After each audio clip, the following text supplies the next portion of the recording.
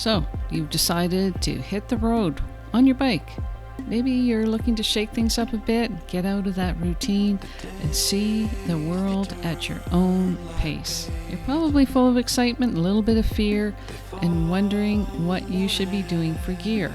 I've learned a lot since my first trip, sometimes the hard way. So before you head out on your first overnighter with your bike, you will pack way too much stuff.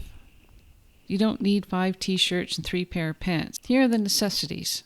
A pair of bike shorts, one set to ride in, one set to wear when you're washing the ones that you just worn.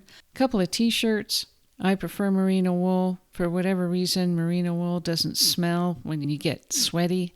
Same with cotton. And avoid the polyester or acrylic blends if you can. I like to have a pair of pants, pajama pants to wear at your camp or at the hotel or wherever it is you're staying in the tent, and something to sleep in. Pair of flip-flops. A pair of flip-flops is a must-have for me to walk around the camp, walk around in the hotel room or at your hostel.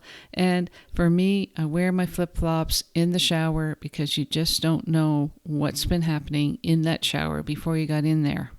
Pair of wool socks. In case it gets cold, you want to have a pair of wool socks. Also great for those cool nights while you're sleeping. Finally, pair of decent gloves for when you're riding your bike. Because if you're riding your bike all day, you need to have something on your hands to help absorb the shock. Those are a handful of the most important things to make sure that you have when you're going out on your first cycle touring adventure.